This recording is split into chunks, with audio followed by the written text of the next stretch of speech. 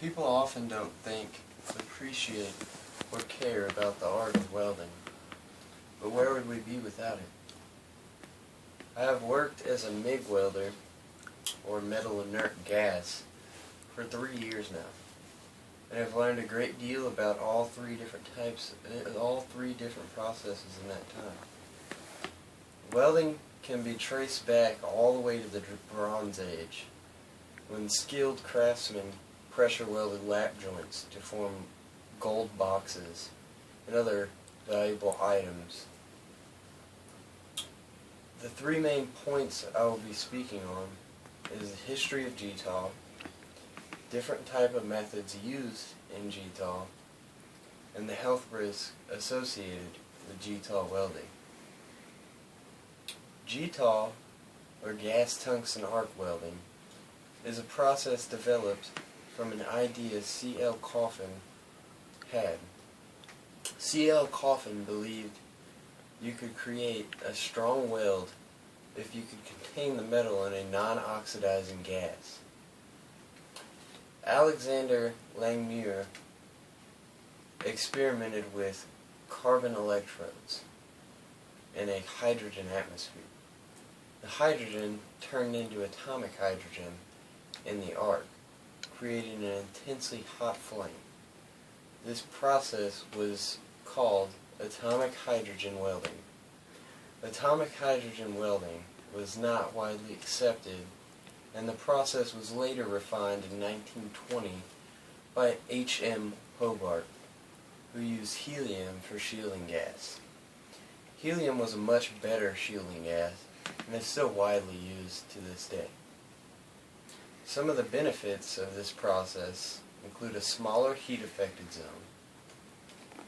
The heat-affected zone is the zone that is affected by the heat, weakening the metal.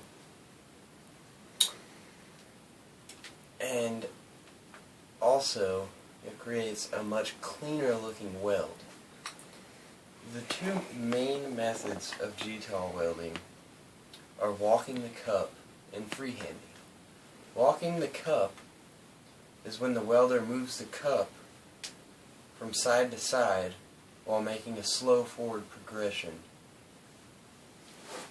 This moves the cup in a Z pattern, and this produces a very clean, consistent weld when done correctly.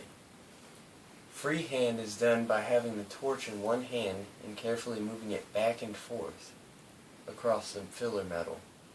Freehand takes more time to perfect than walking the cup. GTAW welding is dangerous in the fact that it creates ultraviolet radiation. Ultraviolet radiation can cause sunburn, and if exposed on a regular basis, can cause skin cancer.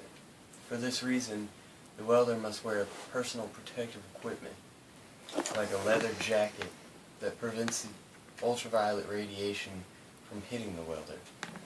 Even the electrode used in GTAW is harmful to the welder because it contains radioactive thorium. So when the tungsten is grinded to a point, the dust can cause cancer. Another risk to GTAW is welding is flash burn or arc eye. Arc eye happens when the welder strikes an arc without having his hood down and the eye is exposed to ultraviolet radiation, in some cases causing severe burns to the eye. Arc eye, as it's called, is extremely painful. I know firsthand. It's like getting a handful of sand and throwing it in your eyes, and it doesn't go away for about a day. I hope you enjoyed my presentation on gas tungsten arc welding. Now, you know about its history, the methods, and its health risk. Welding plays a huge role in making everyday life possible. I currently work as a gas metal... What? I currently work as a gas metal arc welder. Gas metal arc welding is is like stick welding, except it's automatic, meaning a wire is fed through a machine, creating an arc on contact with the base metal, and it melts. So I can truly appreciate the role all the different types of welding play in the creation of everyday items, such as cars, planes, desks, guns, even bed frames. I hope that by reading this paper, someone's interest will grow for welding and maybe give it a shot one day. Thank you.